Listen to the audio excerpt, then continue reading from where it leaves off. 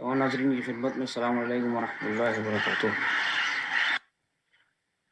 اعوذ باللہ السمیع العلیم من الشیطان الرجیم، بسم اللہ الرحمن الرحیم، وصلی اللہ علیہ یا ولی العصر ادرکنا، اللہم کن لولیک الحجۃ ابن الحسن صلواتک علیہ وعلی آبائہ فی هذه الساعة وفی کل ساعة ولیا وحافظا وقائدا وناصرا ودلیلا وعینا حتى تسکنه ارضک طوعا وتمتعه فیها طویلا، اللهم عجل لوليك الفرج واجعلنا من أنصاره وأعوانه وشيعته وخدامه ولا تجعلنا من أعداء بحق محمد وآله الطاهرين، رب صل على محمد وآل محمد وعجل فرجهم والعن أعداءهم أجمعين۔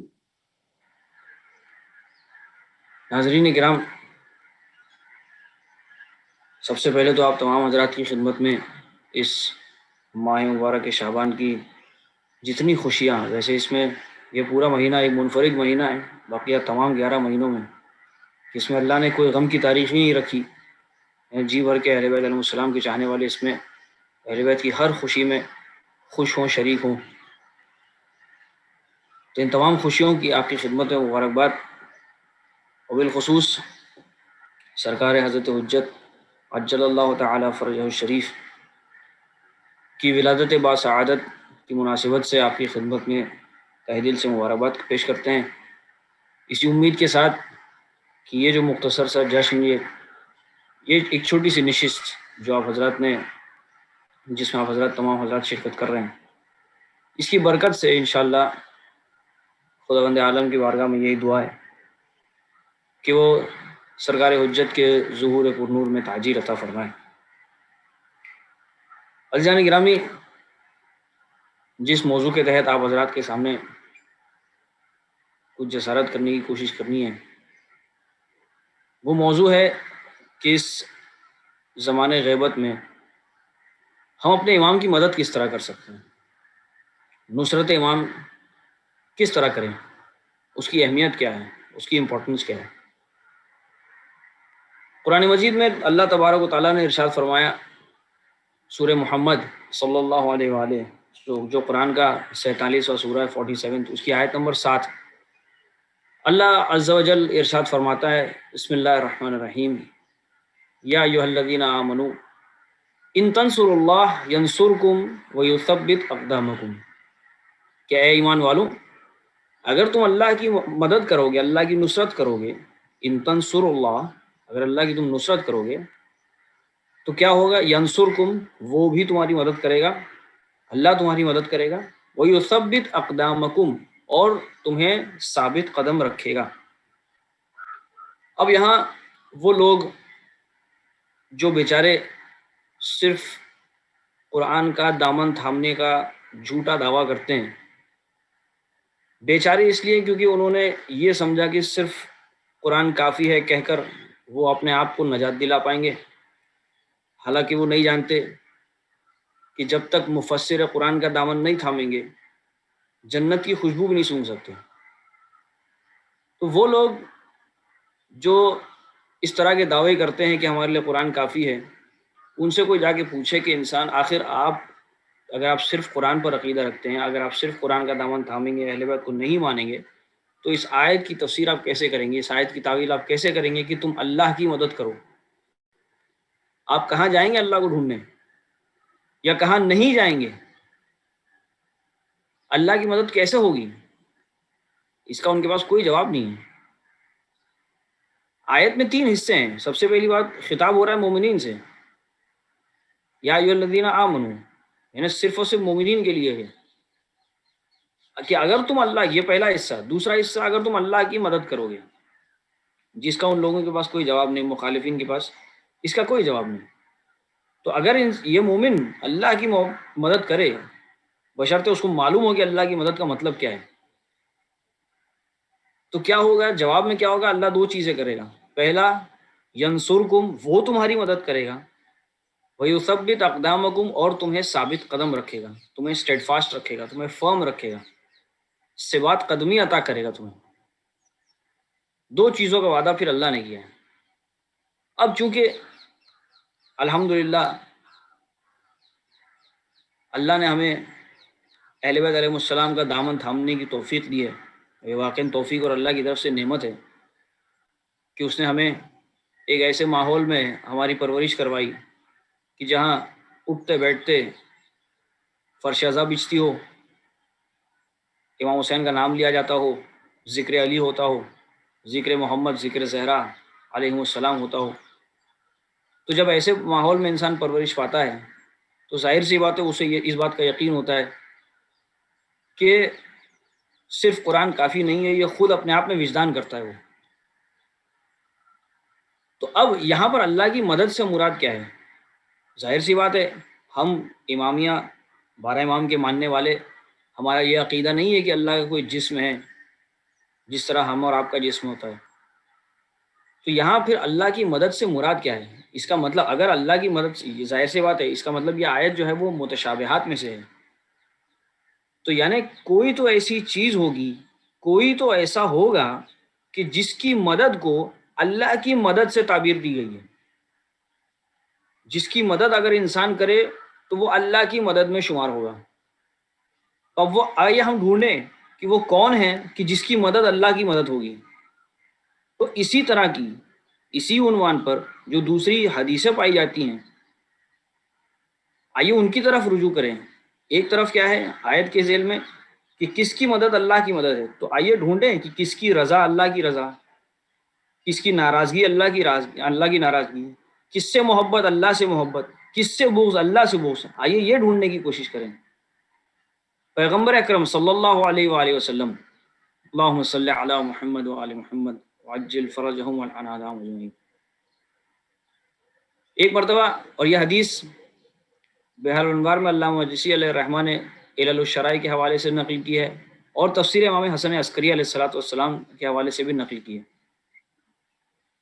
جس میں پیغمبر اکرم صلی اللہ علیہ وآلہ اپنے اصحاب کے ساتھ بیٹھے تھے ایک دن، اور کہتے ہیں کہ اے بندے خدا، اصحاب جو وہاں بیٹھے تھے ان کی طرف مخاطب ہو کر پیغمبر اکرم ارشاد فرماتے ہیں کہ عبداللہ، اے بندے خدا، احبب فی اللہ، اللہ کی خاطر محبت کرو اور اللہ کی خاطر بغض رکھو، اور والے فی اللہ و عاد فی اللہ، اور اللہ کی خاطر دوستی کرو اور اللہ کی خاطر ہی دشمنی بھی کرو. کیونکہ فَإِنَّهُ لَا تَنَالُوا وَلَایَتَ اللَّهِ، تم اللہ کی ولایت تک، اللہ کی ولایت تک کبھی پہنچ نہیں سکتے الا بذالک، سوائے اس راستے کے. یعنی اگر تم اللہ کی خاطر محبت اور اللہ کی خاطر بغض رکھو گے، اللہ کی خاطر دوستی اور دشمنی، اس کا بھی معیار اگر اللہ کی ذات ہوگی، تب تم اللہ کی ولایت تک پہنچو گے. اس کے علاوہ اللہ کی ولایت تک انسان نہیں پہنچ سکتا. اور پھر پیغمبر فرماتے ہیں کہ وَلَا يَجِدُ رَجُلٌ طَعْمَ الْإِيمَانِ، انسان، کوئی بھی انسان ایمان کا ذائقہ نہیں چکھ سکتا سوائے اس راستے کے. اگرچہ وہ ان کا صورت صلاۃ و سیام، چاہے وہ کتنی نمازیں کیوں نہ پڑھ لے، کتنے روزے کیوں نہ رکھے، لیکن ایمان کا ذائقہ نہیں چکھ پائے گا جب تک اللہ کی خاطر دوستی اور دشمنی نہ کرے. اور پھر پیغمبر فرماتے ہیں ان لوگوں سے، لیکن تم لوگوں کی مثال کس طرح کی ہے؟ تم لوگ دنیا کی خاطر محبت کرتے ہو، دنیا کی خاطر دشمنی بھی رکھتے ہو. اکثر فی دنیا، تمہاری جو آپس میں تمہاری جو بھائی چارگی ہے، تم لوگ اکثر فی دنیا ہے، دنیا کے لیے تم لوگ کرتے ہو. علیہا یتوادون، اسی کی خاطر تم لوگ ایک دوسرے سے محبت کرتے ہو. وعلیہا یتباغضون، اور اسی کی خاطر، دنیا کی وجہ سے، دنیا کی ریزنز کی وجہ سے، دنیا کے سبب تم لوگ جو ایک دوسرے سے نفرت و بغض رکھتے ہو. پھر اب ظاہر سی بات ہے وہ مجمع، پیغمبر کی نشست تو ایسی تھی نہیں کہ سب کے سب سلمان تھے وہاں. جب صرف پیغمبر نے اشارہ کر دیا تو سب سمجھ جائیں گے. وہاں ایسے بھی ظاہر سی بات ہے ایسے بھی لوگ تھے جن کو جب تک سوال نہیں کیا جائے، جن کو جب تک یعنی ایک نوالا بنا کر اگر جب تک نہیں دیا جائے، پھر بھی کچھ لوگ تو پھر بھی نہیں مانتے تھے. بہرحال لیکن سب لوگ ایک برابر نہیں ہوا کرتے تھے. کسی نے پلٹ کے سوال کیا، وہ کیف لی، پیغمبر سے سوال کیا ہے کہ میں کیسے جانوں، کیف لی ان اعلم، مجھے کس طرح یہ معلوم ہو، کس طرح مجھے یہ علم ہو کہ انی قد والیت وعادیت فی اللہ عز وجل، کہ میں نے اللہ کی خاطر دوستی اور اللہ کی خاطر دشمنی کی ہے. من ولی اللہ، اللہ کا ولی کون ہے؟ یا رسول اللہ آپ بتائیے. من ولی اللہ عز وجل حتی اوالیہ، کہ تاکہ میں اس سے محبت کروں، اس سے میں دوستی کروں. ومن عدوہ، اور اللہ کا دشمن کون ہے وہ بھی بتائیے، تاکہ میں اس سے دشمنی کروں پھر. اب روایت کا جملہ ہے، امام حسن عسکری اسلام فرماتے ہیں فاشار له رسول اللہ صلی اللہ علیہ وآلہ الی علی علیہ السلام. ہم مولا بیٹھے تھے، پیغمبر نے علی علیہ السلام کی طرف اشارہ کیا. فقال اترا هذا، کیا تم اس شخص کو دیکھ رہے ہو؟ علی مولا کی طرف اشارہ کر کے، کیا تم اسے دیکھ رہے ہو؟ اس نے کہا ہاں. پھر پیغمبر فرماتے ہیں ولی هذا ولی اللہ، اس کا دوست اللہ کا دوست ہے. فوالی ہے فوال ہی، تو اب تم اس سے محبت کرو، اس سے دوستی کرو. وہ عدو حاضہ عدو اللہ، اور اس کا دشمن اللہ کا دشمن ہے، تو اب تم اس سے دشمنی کرو. اب پھر اس کے بعد میں یہاں پر یہ یعنی یہ ثابت ہو گیا کہ علی کا دوست اللہ کا دوست، علی کا دشمن اللہ کا دشمن. اب یہاں یہ بات ثابت ہو گئی، لیکن اس کے آگے پیغمبر فرماتے ہیں، یعنی شرط بیان کرتے ہیں، اور اتنی سخت ہے یہ شرط کہ نہیں، اس کا دوست اللہ کا دوست، اس سے تم دوستی کرو، اس کا دشمن اللہ کا دشمن، اس سے تم دشمنی کرو. ولو انہ قاتل ابیک، اگر وہ تمہارے والد کا قاتل بھی ہے، لیکن اگر وہ علی کا دوست ہے تو اس سے دوستی کرو. قاتل ابیک، وہ ولد گا، یا تمہارے بیٹے کا قاتل ہے تب بھی، لیکن اگر اس کے دل میں علی کی محبت ہے نا، تو تمہارے لیے تم پر لازم ہے کہ تم اس سے محبت کرو، تم اس سے دوستی رکھو. وعاد عدو هذا، اور اس کے دشمن سے تمہیں دشمنی کرنی ہے، چاہے پھر وہ تمہارا والی یا تمہارا بیٹا ہی کیوں نہ ہو. یعنی علی علیہ السلام کی ولایت، اس ولایت اہل بیت علیہ السلام میں رشتہ داری نہیں دیکھی جاتی، اس میں معیار اہل بیت ہیں، معیار علی اور اولاد علی ہیں. ان سے محبت جس کے دل میں ہے وہ ہمارے سر آنکھوں پر. اگر ان کی محبت دل میں نہیں ہے، ان کی ولایت کو انسان قبول نہیں کرتا ہے، تو پھر چاہے وہ جو ہو اس کو انسانیت کے دائرے تک رکھیں گے، اس سے آگے نہیں بڑھائیں گے بس. تو اب اس سے یہ ثابت ہوا، سوال یعنی بات شروع ہوئی تھی کہاں سے، کہ اللہ کی مدد سے مراد کیا ہے.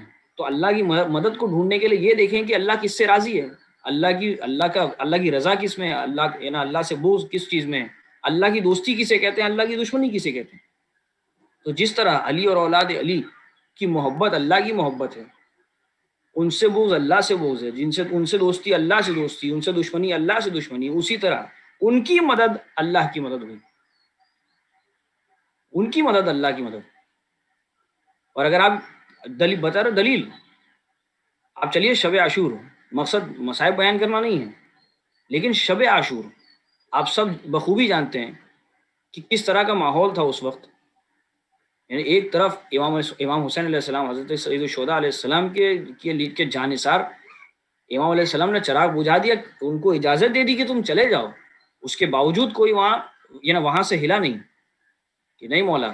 ایک طرف زہیر ابن قین جیسے لوگ ہیں جو اس طرح کہتے نظر آئے کہ مولا اگر 70 مرتبہ مجھے قتل کر دیا جائے اور مجھے جلا دیا جائے، میری جو راکھ ہے اس کو ہوا میں اس کو ہوا میں بکھیر دی جائے، پھر مجھے زندہ کیا جائے، اور آپ کی محبت میں، آپ کی دفاع میں مجھے شہید کیا جائے، اور اسی طرح 70 مرتبہ میرے ساتھ ہو، تب بھی مولا آپ کا ساتھ نہیں چھوڑوں گا. ویسے ماحول میں، اس عالم میں، شب عاشور امام حسین علیہ السلام نے اپنے اصحاب سے ایک حدیث بیان فرمائی، اور کیا بیان کی؟ امام فرماتے ہیں کہ فقط اخبرنی جدی، کہ میرے نانا رسول اللہ صلی اللہ علیہ وآلہ وسلم نے مجھ سے ارشاد فرمایا تھا، انہوں نے مجھے یہ خبر دی کہ ان ولدی الحسین، کہ میرا بیٹا حسین یقتل بطف کربلا، کربلا کی زمین پر شہید کیا جائے گا. کس عالم میں؟ غریباً وحیداً عطشاناً، کہ وہ غریب الوطن ہوگا، تن و تنہا ہوگا، کوئی ناصر و مددگار نہیں ہوگا، پیاسا ہوگا. فمن نصرہ، جس نے اس کی مدد کی اس وقت، جب حسین کربلا میں گرا ہوگا، اس وقت جس نے حسین کی مدد کی، فقط نصرنی، وہ ایسا ہے جیسے اس نے میری مدد کی، پیغمبر فرما رہے. اور اس کے آگے کا جملہ، جس نے حسین کی مدد کی اس نے میری مدد کی، وَنَصَرَ وَلَدَهُ الْمَهْدِي، اور وہ ایسا ہے جیسے اس نے حسین کے بیٹے مہدی کی مدد کی، مہدی کی نصرت کی ہے. یہاں پر پیغمبر نے وہ خاص لقب امام زمان اسلام کا استعمال کیا جس کے لیے مومن پر احتراماً کھڑا ہونا، سر پہ ہاتھ رکھنا لازم ہے. عجیب و غریب بات، شب عاشور امام زمان کو یاد کیا گیا ہے، امام حسین نے یاد کیا. اور پیغمبر نے اس کے پہلے بشارت دے دی تھی کہ جس نے حسین کی نصرت و مدد کی وہ ایسا اس نے میرے بیٹے کی مدد کی، میرے یا حسین کے بیٹے مہدی کی مدد کی۔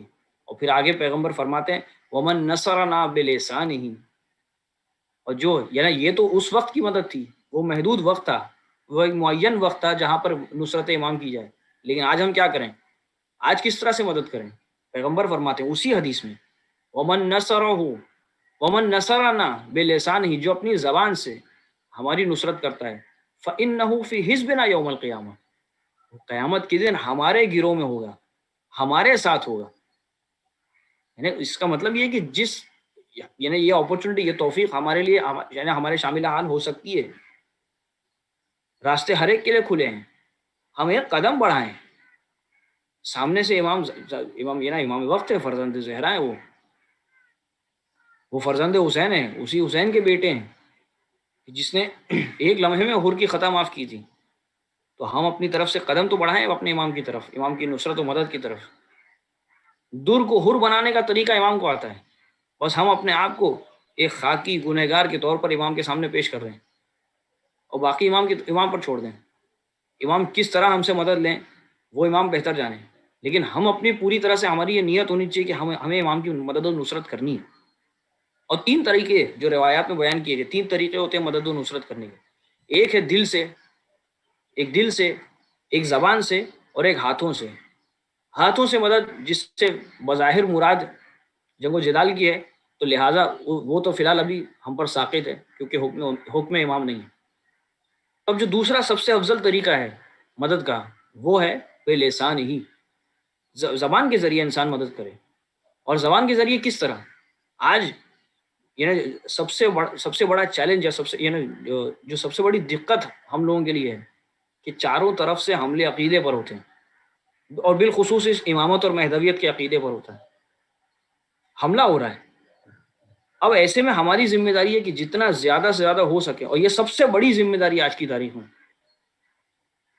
کہ جتنا زیادہ سے زیادہ ہو سکے امامت کی دفاع کریں، حق امام کی دفاع کریں، حق جناب زہرا سلام اللہ علیہ کی دفاع کریں، میں حق امام زمان علیہ السلام کی دفاع کریں۔ اور اس دفاع کرنے کا سب سے آسان طریقہ یعنی اور یہ ہر ایک کے لیے ممکن ہے، یہ ہر کوئی کر سکتا ہے۔ ابتدا کرے اپنے گھر سے، گھر کا ماحول ہم اس طرح بنانے کی کوشش کریں کہ جو بچے ہیں، جوان ہیں گھر میں، انہیں اس عقیدے پر پروان چڑھانے کی کوشش کریں کہ کتنا امپورٹنٹ، کتنا اہم ہے یہ امامت کا عقیدہ۔ اب صحیح عقائد اپنے بچوں کو، اپنے جوانوں کو ہم سکھائیں۔ ہمیں یہ بتانے کی ضرورت ہے کہ ہم لاوارث نہیں ہیں، ہمارے امام ہیں، اور اللہ نے ہدایت کا وعدہ کیا ہے، قرآن میں وعدہ کیا ہے وَلِكُلِّ قَوْمٍ ہَادٍ، ہر قوم کے لیے اللہ نے ہادی رکھا ہے۔ تو ہم ہی وہ ہیں جو اس ایک ہادی کے وجود کا عقیدہ رکھتے ہیں، اور وہ ایسا ہادی کہ جس کے قبضے قدرت میں پوری کائنات ہے، اللہ نے اس کے قبضے قدرت میں پوری کائنات دی ہے۔ کوئی ایسی مشکل نہیں ہے جس کا حل اس کے پاس نہیں ہوگا، جس کا حل امام زمان کے پاس نہیں ہے۔ ہر چیز کا اب یہ تعلیم بچوں کو، جوانوں کو بالخصوص، جو الگ الگ پرابلم سے، الگ الگ مسائل سے زندگی کے اس سے گزرتے ہیں، جب بھی کسی کے پاس کوئی مسئلہ آتا ہے، اس کو کوئی نہ کوئی سہارا چاہیے۔ سب سے بڑا سہارا ہمارے پاس ہمارے وقت کا امام ہے۔ تو زیادہ سے زیادہ تلقین دینے کی ضرورت ہے بچوں کو، جوانوں کو بالخصوص۔ پھر یہ گھر سے شروع کریں، اور اس کے بعد میں دائرہ بڑھائیں، دائرہ پھر معاشرے تک جائیں، اپنے علاقے تک جائیں، جتنا ہو سکے انسان تبلیغ کرے، اس پیغام ولایت، پیغام امامت، پیغام مہدویت کی تبلیغ کرے، کیونکہ دشمن ہر طرف سے، مخالفین ہر طرف سے حملہ کر رہے ہیں، طرح طرح کے شکوک و شبہات ایجاد کرتے ہیں، بالخصوص جوانوں کے ذہنوں میں۔ کیا اور کس طرح کی ہے نا توہین کرتے ہیں، واقعی امام زمان کی توہین کرتے ہیں وہ لوگ، خدا غارت کرے ان لوگوں کو۔ اور کس طرح سے شک پیدا کرتے ہیں کہ ان کے شیعوں کے امام جو ہے وہ چھپ کر بیٹھ گئے موت کے خوف سے، معاذ اللہ معاذ اللہ، خاک بے دہانوں۔ اور اچھا، یہ اعتراض ایسا نہیں کہ اس کا جواب ہمارے پاس نہیں ہے، بہت آسان سے جوابات، تمام چیزوں کے جوابات ہیں ہمارے پاس، لیکن ہمیں یہ وہ جواب کو ان لوگوں تک پہنچانے کی ضرورت ہے۔ جب طہارت کی ہوائیں چلتی ہیں تبھی تو جا کے شجرہ خبیثہ کے جو ہے لاوارث پتے اس پیڑ سے گریں گے۔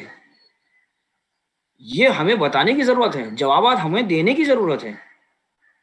اگر وہ یہ اعتراض کرتے ہیں کہ موت کے خوف سے کوئی چھپ کر بیٹھ گیا ہے معاذ اللہ، تو ان کو پلٹ کر یہ جواب دیں، تو کیا جناب موسیٰ علیہ السلام نے جب دریا نیل پار کیا تھا وہ موت کا خوف تھا کہ حکم خدا؟ اب وہ چھوڑیے، جب پیغمبر نے ہجرت کی مکہ سے مدینہ، وہ موت کا خوف تھا یا حکم خدا؟ تو اس طرح کے جوابات ہمیں دینے کی ضرورت ہے. یہ ہے زبان سے مدد، زبان سے نصرت و مدد کرنے کی ضرورت ہے. اور اگر کوئی یہ سوچے کہ میرے پاس جوابات نہیں ہیں تو ایسے لوگوں سے رابطہ قائم کریں جن کے پاس جوابات ہیں، اور ان سے جوابات حاصل کرے، دریافت کرے، اور پھر ان جوابات کو دے. لیکن اگر پھر بھی کوئی یہ سوچے کہ نہیں میں کوشش کر چکا ہوں، میں اپنی طریقے سے، میرے پاس نہیں ہے اتنے ذرائع نہیں ہیں، میں اتنا پڑھا لکھا نہیں ہوں کہ میں جا کے، بالخصوص آج کی تاریخ میں سوشل میڈیا کے اوپر یہ سب چیز چلتی، میں دفاع امامت کر سکوں، تو کم از کم اب جو آخری طریقہ ہے کہ کم از کم انسان دل سے امام کی مدد و نصرت کرے. دل سے مدد و نصرت کا مطلب کیا؟ اس کی نیت ہونی چاہیے، اس کی پوری نیت ہونی چاہیے کہ جب امام آئیں گے، پہلی بات تو اپنے آپ کا عقیدہ پختہ رکھے، اور اس پختہ عقیدے کے ساتھ مکمل نیت ہو انسان کی، مستحکم نیت ہو انسان کی کہ جب مولا آئیں گے تو میں ان کی مدد و نصرت کروں گا، کیونکہ اس کے بعد پھر مجھے کسی چیز کی فکر نہیں ہوگی. لیکن یہ پکا ارادہ بہت ضروری ہے. ایک واقعہ ملتا ہے، بڑا دلچسپ واقعہ ہے. واقعہ ہے پانچویں امام حضرت امام محمد باقر علیہ الصلوۃ والسلام کے زمانے کا. اللہم صلی علی محمد وعلی محمد وعجل فرجہ. اور شیخ کلینی نے رضوان اللہ تعالی علیہ اپنی کتاب کافی میں اس واقعے کو درج کیا ہے، جلد 8 میں. واقعہ اس طرح ہے کہ ایک ضعیف شخص امام باقر علیہ السلام کے گھر پہنچا، اور اس وقت امام علیہ السلام کے گھر میں کئی لوگ موجود تھے، ایک طرح سے ایک نشست وہاں پر قائم تھی. یہ ضعیف شخص پہنچتا ہے، دروازے پر کھڑا ہے، کمزور ہے، لاغر ہے. اور روایت کا جملہ ہے کہ اقبل شیخ، ایک ضعیف شخص آیا، یتوکأ علی عنزۃ لہ، جو تکیہ کیے ہوئے تھا اس کے پاس ایک چھوٹا سا نیزہ تھا، ایک چھوٹا سا نیزہ، اس پر تکیہ کی، اس کا سہارا لیے آیا تھا امام باقر علیہ السلام کی خدمت میں. دروازے پر کھڑا ہوا، سب کو سلام کیا. سب سے پہلے اس نے امام کو سلام کیا. ظاہر سی بات ہے وہاں ایک مجلس، ایک نشست برپا تھی، تو لوگ خاموش ہوئے، امام بھی خاموش ہوئے. دیکھا دروازے کی طرف، اس شخص کی طرف دیکھا جس نے سلام کیا تھا. امام نے جواب سلام دیا.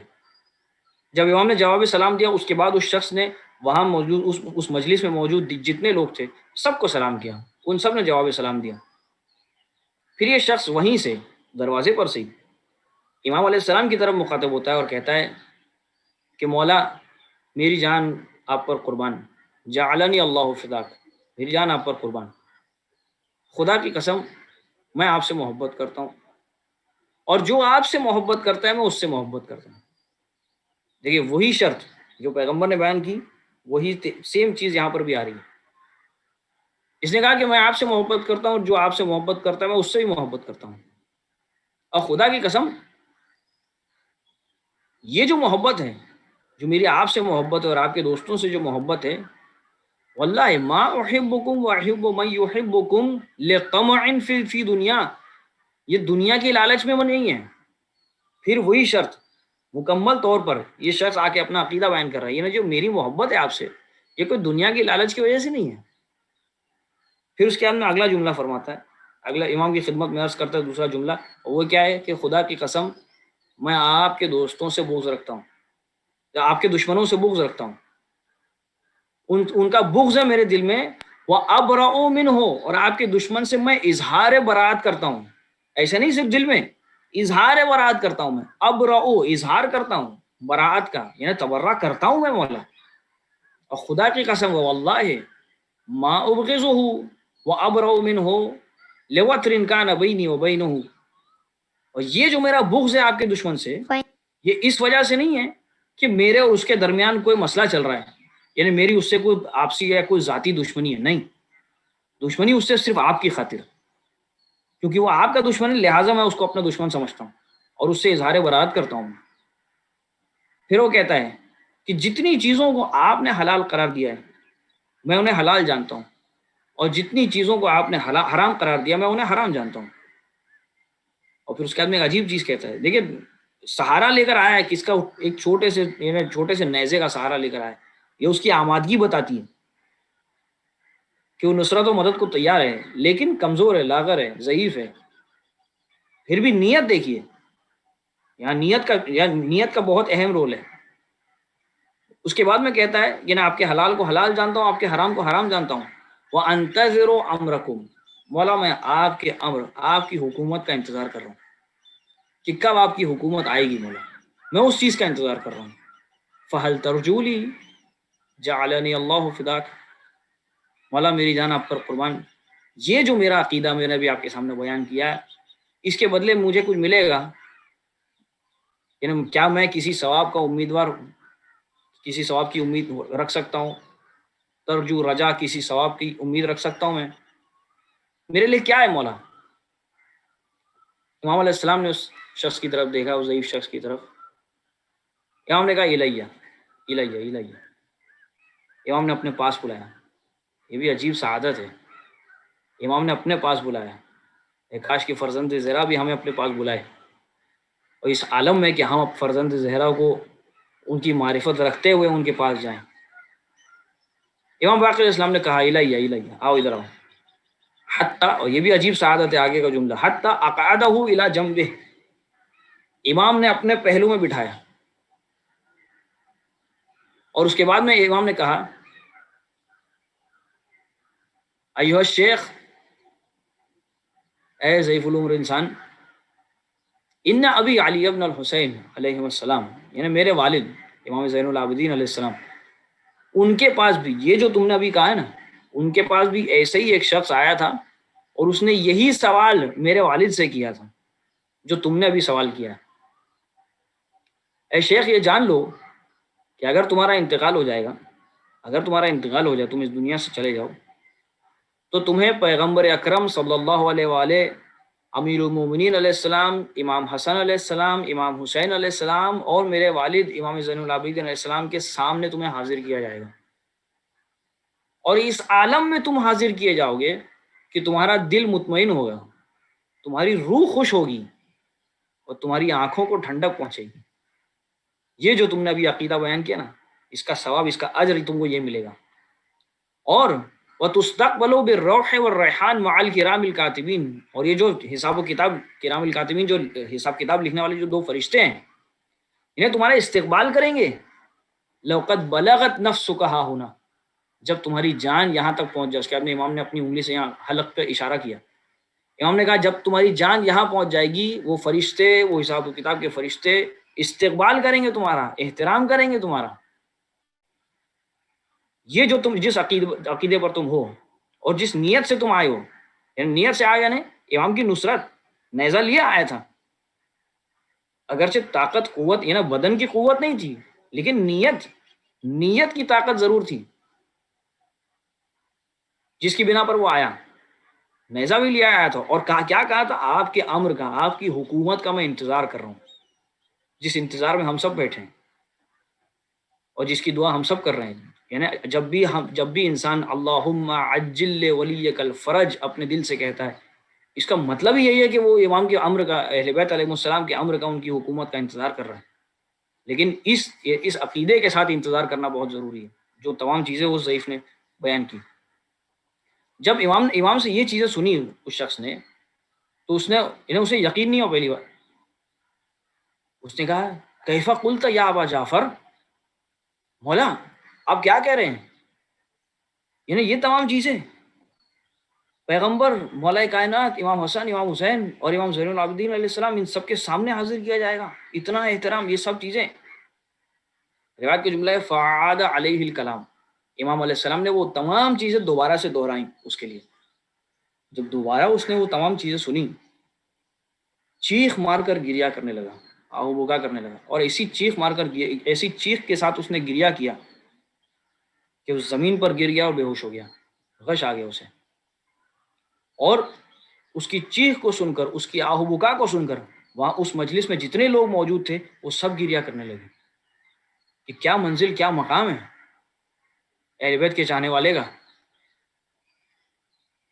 اب جب وہ وہاں بے ہوش ہوا، غش آیا تھا، روایت کا جملہ ہے اقبل ابو جعفر علیہ السلام، اب امام آگے بڑھے، اب امام آگے بڑھے، یمسح باصبعہ الدموع، امام علیہ السلام نے اپنے ہاتھوں سے، اپنے مبارک ہاتھوں سے اس کے آنسوؤں کو پوچھا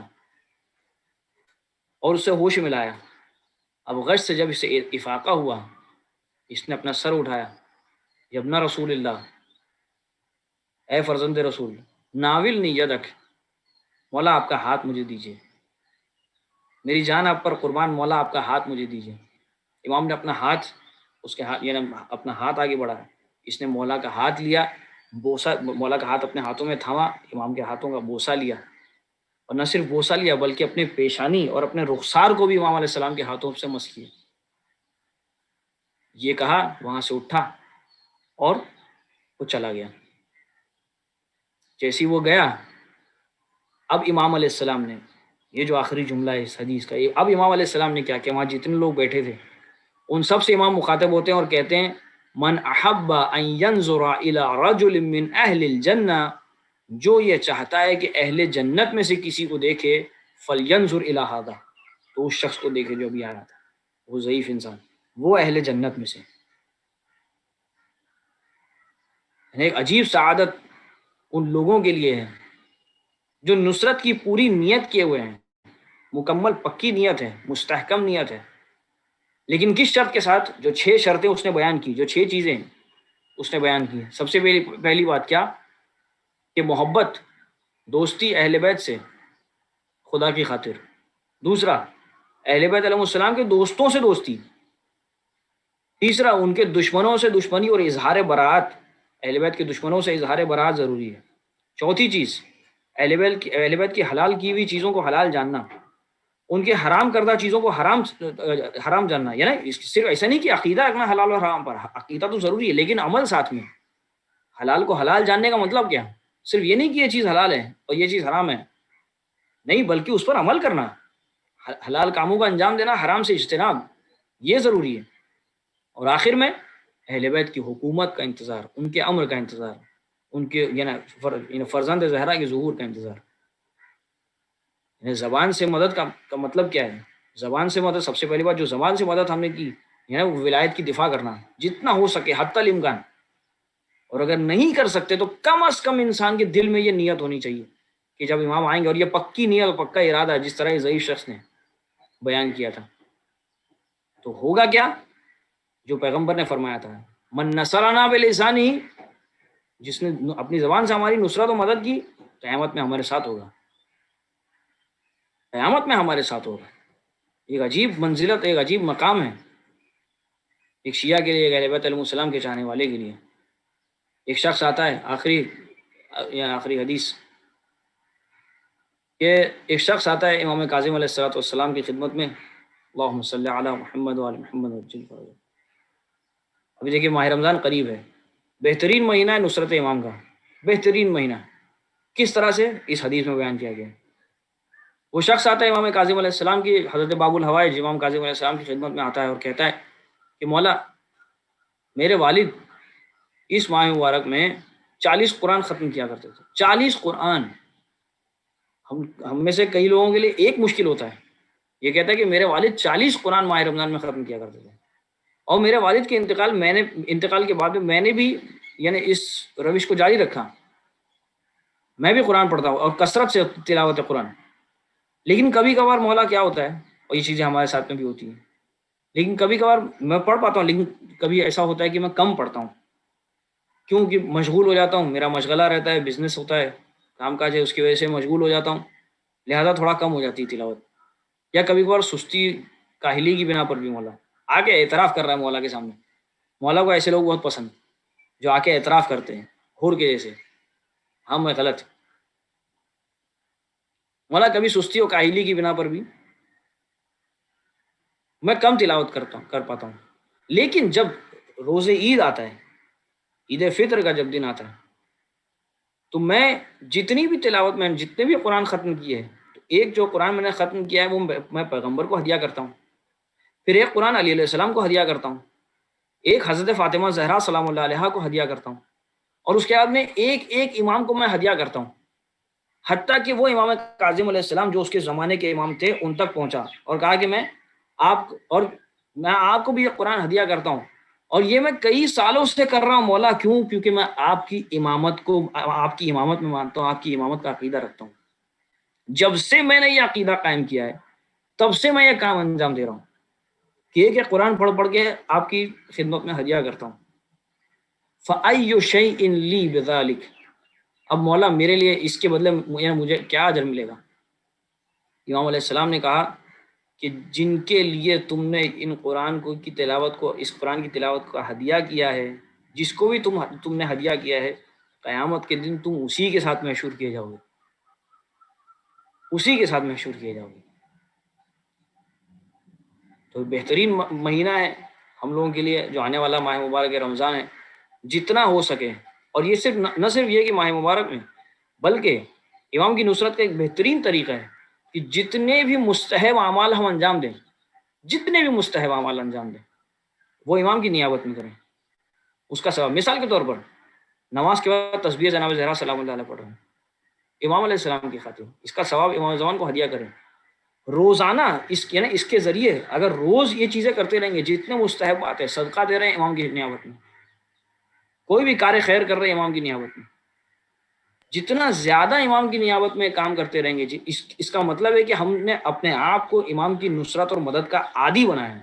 تو جب یہ ہوگا تو قرآن کی آیت کی طرف پھر پلٹتے ہیں کہ اگر ہم نے اس طرح سے امام کی نصرت و مدد کی، دو چیزیں اللہ کرے گا ہمارے لیے، ایک اللہ ہماری نصرت کرے گا، اور دوسری چیز سب سے اہم و ضروری ثبات قدمی عطا کرے گا، ہمیں ثابت قدم رکھے گا، نہ صرف دنیا میں بلکہ سب سے زیادہ جہاں ہمارے قدموں کو استقامت کی ضرورت ہوگی، اور وہ ہے پل صراط، کیونکہ اگر خدا نہ خواستہ وہاں سے اگر کوئی پھسل گیا تو اس کا ٹھکانہ دوزخ ہوگا۔ تو سب سے زیادہ ضروری ثبات قدمی کی ضرورت سب سے زیادہ ہوگی پل صراط پر۔ اللہ وہاں ہمیں وہاں پر ہمارے پیروں کو پھسلنے نہیں دے گا، تو اللہ وہاں ہمارے قدموں کو ثابت رکھے گا، ثبات قدمی وہاں عطا کرے گا۔ وآخر دعوانا ان الحمد للہ رب العالمین، ھذا وصلی اللہ علی محمد وآلہ الطاہرین، اللہم صل علی محمد وآل محمد وعجل فرجہم ولعن اعداءهم اجمعین۔